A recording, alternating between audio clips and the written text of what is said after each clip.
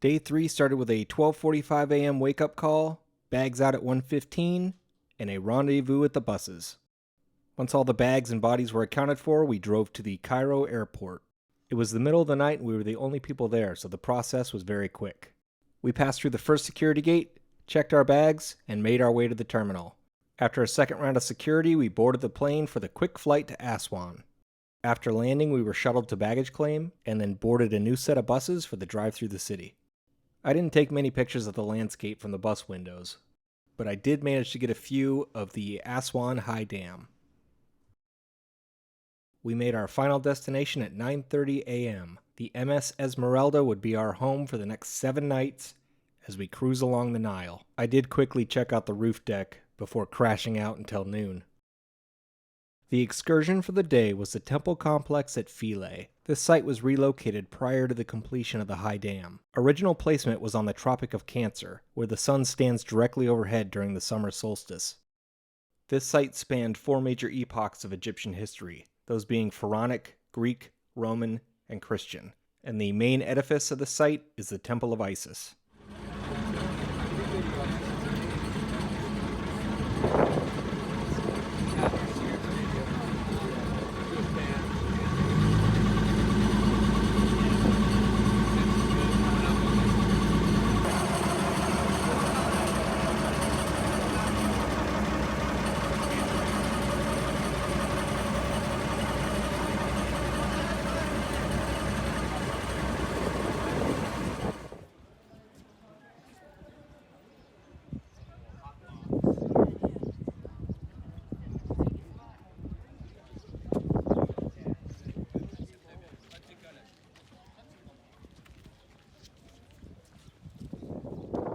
As you ascend from the boat dock, traffic naturally flows to the left. This structure on the end is said to be the oldest temple on the island, dating back to the 13th dynasty. Next to it is a long colonnade, and you'll notice the multi-piece construction of the columns. The walls are covered in high-relief carvings, but since I was no longer sticking with the tour guides, I don't know what any of them mean. The random flat spots are modern repair work.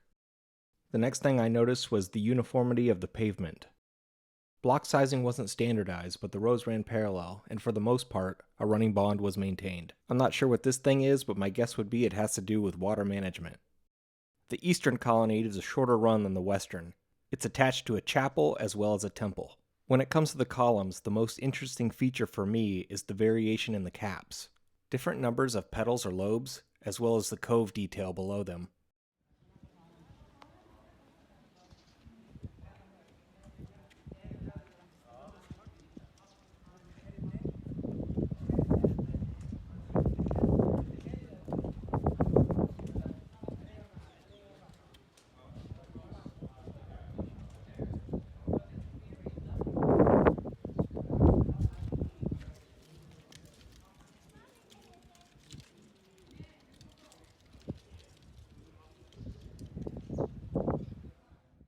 At the end of the open courtyard is the first pylon.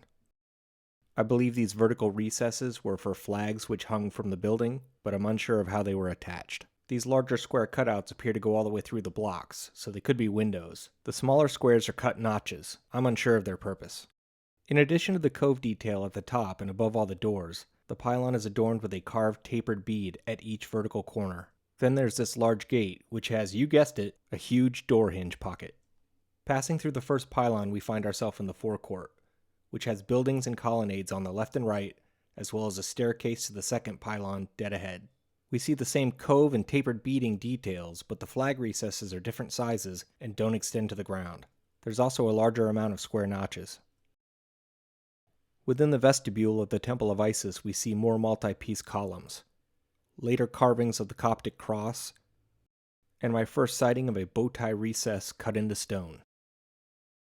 The back half of this temple is divided into smaller rooms, most of which are covered in high-relief carvings, but I also found a few areas which contain low-relief carvings. The furthest back centered room is the sanctuary. It contains an offering table.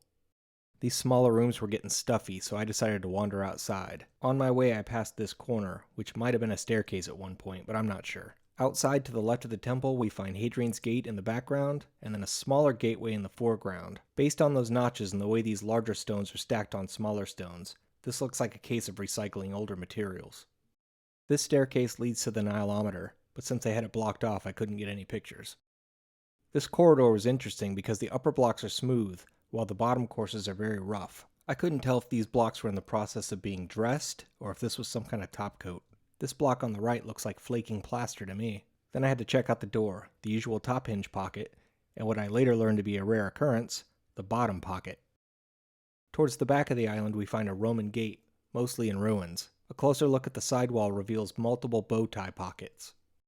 The back side of the Isis temple shares the same details as the pylons, including the square notches, and is covered in low-relief carvings. A side view reveals that the first pylons are larger than the second, and these window cutouts make me wonder if I can gain access to the second level. Front diagonal view shows signs of a staircase, and while I was able to confirm my suspicions, the access was blocked off. To the right of the Temple of Isis, we find the Hathor Temple. As we saw with the colonnades, the top cap designs are randomized. I find the most intriguing feature to be the split door frame. In what becomes another one of my rituals, I find what I call the spare parts bin. This one is located at the front of the island near the first temple, but I found another one in the back left corner of the island. This one is mostly nondescript blocks and other rubble. Maybe they were leftovers from when the island was moved in the 70s. And of course we had to get some selfies as we were being called back to the boats. This is a combination of my I don't want to leave yet face mixed with my I don't like my picture taken face.